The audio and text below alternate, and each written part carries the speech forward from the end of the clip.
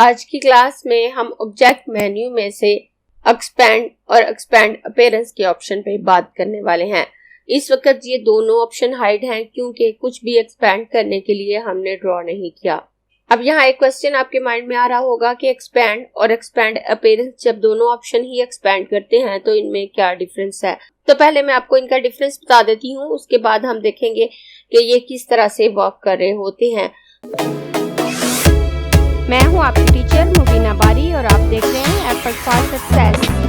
मज़ीद वीडियोस और अपडेट के लिए आप हमारी वेबसाइट विजिट कर सकते हैं। इसके अलावा आप हमें हमारे फेसबुक पेज पर भी फॉलो कर सकते हैं।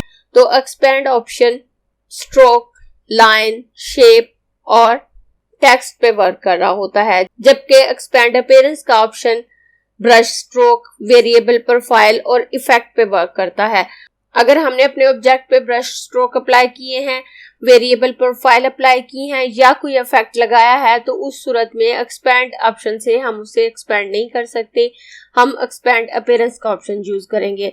लेकिन अगर हमने सिंपल शेप ड्रॉ की है, एक लाइन लगाई है या फिर टेक्स्ट लिया है तो उस सूरत में एक्सपेंड अपीयरेंस का ऑप्शन वर्क नहीं कर रहा होता।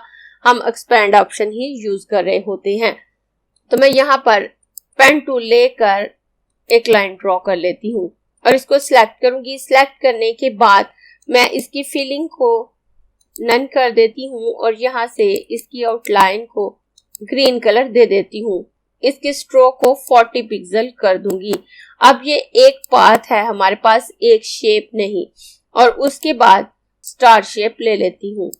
अब स्टार शेप देखें उसी प्रॉपर्टी के साथ हमारे पास ड्रॉ हुई है, तो इसकी सेटिंग को हम थोड़ा सा चेंज कर लेते हैं। हम इसके फिल कलर को चेंज करके इसमें ये वाला कलर फिल कर देंगे।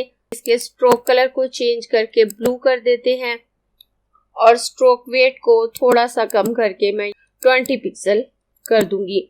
और उसके बाद मैं एक टेक्स्ट ले लेती हूँ, फॉन्ट साइज को ज्यादा करूंगी और कैप लॉक ऑन करके ABC ही लिख लेती हूँ और यहाँ से थोड़ा हैवी फॉन्ट सिलेक्ट कर लेती हूँ।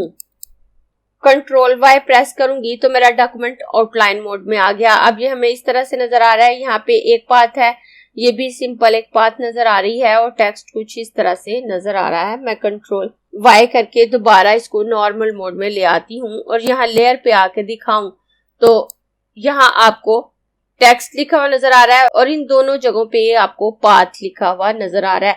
जब हम किसी शेप को एक्सपेंड करते हैं तो उसके अंदर वाली शेप सेपरेट शेप बन जाती है और जो बाहर वाली पाथ होती है, उसकी स्ट्रोक होती है, वो एक सेपरेट शेप बन जाती है और ये शेप के ग्रुप की सूरत में हमारे पास एक्सपेंड होके आते हैं। अब मैं इसको सिलेक्ट करूंगी और ऑब्जेक्ट मेन्यू में आऊं तो यहाँ एक्सपेंड ऑप्शन तो शो हो चुका है, लेकिन एक्सपेंड अपीयरेंस का ऑप्शन ग्रेड आउट है। जब हम कोई इफेक्ट अप्लाई करेंगे या ब्रश स्ट्रोक लगाएंगे तो ये ऑप्शन शो हो जाता है। उसके बाद मैं एक्सपेंड कर देती हूँ इसको। तो यहाँ मेरे पास इस तरह से पैनल आता है कि मैं फिल को एक्सपेंड करना चाहती हूँ, स्ट्रोक को। अगर मैंने ग्रेडियंट अप्लाई किए हो तो यहाँ पे ग्रेडियंट मैश का ऑप्शन शो हो जाता है और यहाँ स्पेसिफाई ऑब्जेक्ट है, फिलहाल ग्रेडियंट नहीं है तो यहाँ पे ग्रेडियंट का ऑप्शन शो नहीं हो रहा। अगर मैं ग्रेडियंट अप्लाई करूँ तो यहाँ ग्रेडियंट को भी एक्सपेंड करने के लिए ऑप्शन शो हो जाता है, वो भी मैं नेक्स्ट आपको करके दिखाती हूँ। या मैं फिल और स्ट्रोक दोनों पे चेक लगा रहने दूंगी और यहाँ से ओके कर दूंगी। ओके करने के बाद देखिए इसके दरमियान में से पाथ खत्म हो चुकी है और इसके चारों तरफ पाथ आ चुकी है। अब ये एक शेप है। उसके बाद मैं इसको सिलेक्ट करूंगी, ऑब्जेक्ट मेन्यू में आकर एक्सपेंड ऑप्शन पे क्लिक करूंगी और क्लिक करने के बाद यहाँ से ओके कर देती हूँ। तो ये बाहर वाली आउटलाइन एक सेपरेट शेप है और अंदर वाली फिल एक सेपरेट शेप है। अगर मैं राइट क्लिक करके इसको अनग्रुप करूं और उसके बाद उठाकर दिखाऊं तो ये एक सेपरेट शेप है मेरे पास और ये सेपरेट शेप है मेरे पास। ये दो शेप्स की सूरत में इस तरह से मेरे पास एक्सपेंड होके आई हैं। उसके बाद मैं इसको सिलेक्ट करूंगी। सिलेक्ट करने के बाद ऑब्जेक्ट मेन्यू में आऊंगी और यहाँ से एक्सपेंड ऑप्शन पे क्लिक करूंगी और उसके बाद इसको ओके कर देती हूँ। तो अब ये एक्सपेंड हो चुका है और अब ये भी एक ग्रुप है। इसका हर अल्फाबेट एक सेपरेट लेटर है। अगर मैं यहाँ पे राइट क्लिक करके इसको अनग्रुप करूं तो ये सेपरेट शेप है, ये सेपरेट शेप है और ये सेपरेट शेप है।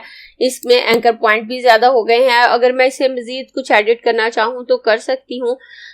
अब ये शेप है मेरे पास, टेक्स्ट नहीं। एज ए टेक्स्ट ये एडिटेबल नहीं है, लेकिन एज ए शेप मैं इनको एडिट कर सकती हूँ। उसके बाद मैं यहाँ पर एक रेक्टेंगल ड्रॉ कर लेती हूँ। इसमें ग्रेडियंट फिल कर दूंगी। इसकी स्ट्रोक नन है और यहाँ ऑब्जेक्ट मेन्यू में आकर एक्सपैंड ऑप्शन पे क्लिक करूंगी। एक्सपैंड ग्रेडियंट 2 का ऑप्शन शो हो चुका है। अगर आप मैश ग्रेडियंट यूज कर रहे हैं तो आप इस ऑप्शन को सिलेक्ट करें तो ये नीचे से ऑप्शन हाइड हो जाता है। आप देखें, मैं ग्रेडियंट मैश पे क्लिक करूंगी तो ये ऑप्शन हाइड हो गया। अगर इसको सिलेक्ट करूंगी तो यहाँ पे 255 ऑब्जेक्ट, ये इसको 255 ऑब्जेक्ट में एक्सपेंड करेगा। इसके अंदर डिफरेंट कलर के ऑब्जेक्ट क्रिएट कर देगा। मैं यहाँ पे इनकी तादाद कम ज्यादा कर सकती हूँ। यहाँ पे जस्ट 5 रख देती हूँ और यहाँ से अगर मैं ओके करती हूँ तो अब आप देखें इसमें 5 डिफरेंट शेप आई हैं। मैं आपको जूम करके दिखाऊं। अब अगर मैं ग्रुप टूल से इनको सिलेक्ट करके आपको दिखाऊं तो आप देखें ये एक सेपरेट शेप है। अगर मैं इसको डिलीट करूं तो जस्ट ये शेप डिलीट हो गई। मैं कंट्रोल Z कर देती हूँ। और अगर मैं यहाँ से इसको सिलेक्ट करूं और उठा के यहाँ ले जाऊं तो यहाँ ले जा सकती हूँ। मैं यहाँ से जितनी शेप सिलेक्ट करूंगी ये उसको उतनी ही शेप में एक्सपेंड करेगा, उतनी ही शेप बना देगा। मैं यहाँ से फिट ऑन स्क्रीन कर देती हूँ और इसको यहाँ से डिलीट करूंगी और यहाँ पर दोबारा रेक्टेंगल लूंगी। और इसमें ऑरेंज कलर आ गया है तो मैं इसमें ग्रेडियंट ही फिल कर देती हूँ और दोबारा ऑब्जेक्ट मेन्यू में आऊंगी। ऑब्जेक्ट मेन्यू में आकर एक्सपैंड ऑप्शन पे आऊंगी। अब मैं यहाँ से ग्रेडियंट मैश पे क्लिक करूंगी और ओके कर दूंगी तो अब ये बिल्कुल स्मूथ मैश ग्रेडियंट आया है मेरे पास, बिल्कुल स्मूथली ब्लेंड होते हुए। और मैं यहाँ से कंट्रोल A प्रेस करके इन सबको सिलेक्ट करूंगी और डिलीट बटन प्रेस करके मैं इन सबको डिलीट कर देती हूँ। डिलीट करने के बाद अब मैं दोबारा यहाँ से पेन टूल लेकर एक लाइन ड्रॉ कर लेती हूँ। मैं कोई भी लाइन ड्रॉ कर लेती हूँ। मैं इसकी फिलिंग को नन कर दूंगी और इसकी स्ट्रोक में ब्लू कलर फिल कर देती हूँ। यहाँ से स्ट्रोक वेट को मैं थोड़ा सा ज्यादा कर लेती हूँ।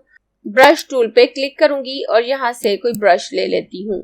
मैं इस ब्रश को इस पे अप्लाई कर देती हूँ और इसके स्ट्रोक वेट को थोड़ा सा ज्यादा कर लूंगी और इसको यहाँ से क्रॉस कर देती हूँ। पेन टूल लेकर एक लाइन क्रिएट करूंगी। वेरिएबल प्रोफाइल पे आकर इस पे ये वाली प्रोफाइल अप्लाई कर देती हूँ। स्ट्रोक वेट को 20 पिक्सल कर लेती हूँ। 20 पिक्सल करने के बाद इसको मैं यहाँ पे रखूंगी। अब मैं जस्ट इस पे भी अप्लाई कर सकती हूँ या इससे अगर मैं कोई शेप बनाऊं तो उस पे भी अप्लाई कर सकती हूँ। रोटेट टूल ले लूंगी और इसका सेंटर पॉइंट यहाँ पे ले आती हूँ। यहाँ पे लाने के बाद अब मैं इसको रोटेट करके यहाँ पे लाऊंगी और ऑल्ट प्रेस करके इसकी कॉपी ले लूंगी और कंट्रोल D करके मैं इसकी मजीद कॉपीज ले लेती हूँ। मैं इसको सिलेक्ट कर लूंगी, इसको यहाँ पे रख देती हूँ और यहाँ से मैं इस शेप की एक कॉपी ऑल्ट के साथ ले लेती हूँ। मैं रेक्टेंगल टूल लेकर यहाँ पर एक रेक्टेंगल ड्रॉ कर लेती हूँ। रेक्टेंगल ड्रॉ करने के बाद मैं इफेक्ट मेन्यू में आऊंगी और 3D शेप पे आकर रिवॉल्व पे क्लिक करूंगी और यहाँ प्रीव्यू पे क्लिक करूं तो आप देखिए कुछ इस तरह से शेप मेरे पास आ रही है। ओके कर दूंगी। और अगर मैं इसके कलर को थोड़ा चेंज करूं तो मैं चेंज भी कर सकती हूँ। आप देखिए अगर मैंने इसका कलर चेंज किया तो कलर चेंज हो गया। मैं यहाँ से अपनी मर्जी से कोई भी कलर चेंज कर सकती हूँ इफेक्ट अप्लाई करने के बाद। उसके बाद मैं कंट्रोल Y करके आउटलाइन मोड में आऊंगी तो आप देखिए यहाँ पे जस्ट मेरे पास एक रेक्टेंगल मौजूद है। यहाँ पे जस्ट स्ट्रेट लाइन है, यहाँ पे कुछ लाइन मौजूद हैं और ये भी सिंगल लाइन है। मैं कंट्रोल Y करके दोबारा नॉर्मल मोड पे आ जाती हूँ। उसके बाद मैं इसको सिलेक्ट करूंगी। ऑब्जेक्ट मेन्यू में आकर अब आप देखें एक्सपैंड ऑप्शन यहाँ से ग्रे हो चुका है और एक्सपैंड अपीयरेंस का ऑप्शन हाईलाइट हो चुका है। अब अगर मैं इस पे क्लिक करूंगी तो मेरे पास कोई डायलॉग बॉक्स नहीं आएगा, कोई ऑप्शन नहीं आएंगे, बल्कि डायरेक्ट ये अपीयरेंस एक्सपैंड हो जाएगी। अब मैं इस पे क्लिक करूं तो आप देखें ये अपीयरेंस एक्सपैंड हो चुकी है। अब ये डिफरेंट ऑब्जेक्ट मेरे पास आ चुके हैं। उसके बाद मैं इसको सिलेक्ट करूंगी। ऑब्जेक्ट मेन्यू में आकर एक्सपैंड अपीयरेंस पे क्लिक करूं तो ये अपीयरेंस भी एक्सपैंड हो गई। उसके बाद मैं इन सबको सिलेक्ट करूंगी। ऑब्जेक्ट मेन्यू में आकर इसे भी एक्सपैंड अपीयरेंस पे क्लिक करके एक्सपैंड कर लेती हूँ। उसके बाद इसको सिलेक्ट करूंगी। ऑब्जेक्ट मेन्यू में आकर एक्सपैंड अपीयरेंस पे क्लिक करूं तो ये अपीयरेंस भी एक्सपेंड हो गई। मैं दोबारा अगर कंट्रोल वाई करके आउटलाइन मोड में आऊं तो आप देखें यहाँ पे कितनी सारी पाथ क्रिएट हो चुकी हैं। जो इफेक्ट अप्लाई होने के बाद शेप हमारे पास आई थी और उसके लिए जितने पाथ की जरूरत थी उसने वो पाथ्स यहाँ पे क्रिएट कर दी। यहाँ पे ये इस तरह से नजर आ रही हैं और यहाँ भी ये लाइंस आपको नजर आ रही हैं और ये शेप भी। मैं कंट्रोल वाई करके दोबारा अपने पेज को नॉर्मल कर लेती हूँ। उसके बाद अगर इसको सिलेक्ट करूं तो अब ये डिफरेंट शेप का ग्रुप है। मैं इसको अनग्रुप करूंगी। अनग्रुप करने के बाद अगर मैं इसके किसी पार्ट को डिलीट करना चाहूं तो मैं सिलेक्ट करके डिलीट बटन पर क्लिक करूं तो वो पार्ट यहां से डिलीट हो जाता है। आप एक्सपेंड या एक्सपेंड अपीयरेंस के ऑप्शन को यूज करते हुए अपनी different shape, effect, brush stroke या वेरिएबल प्रोफाइल को एक्सपेंड कर सकते हैं। अगर आपको ये क्लास पसंद आई है तो लाइक कीजिए, अपने दोस्तों के साथ शेयर भी कीजिए ताकि वो भी सीख सकें। आप अपने क्वेश्चंस और व्यूज नीचे कमेंट बॉक्स में लिख सकते हैं और अगर आपने चैनल सब्सक्राइब नहीं किया तो प्लीज सब्सक्राइब कीजिए ताकि आपको आने वाली वीडियोस का नोटिफिकेशन फौरन से मिल सके।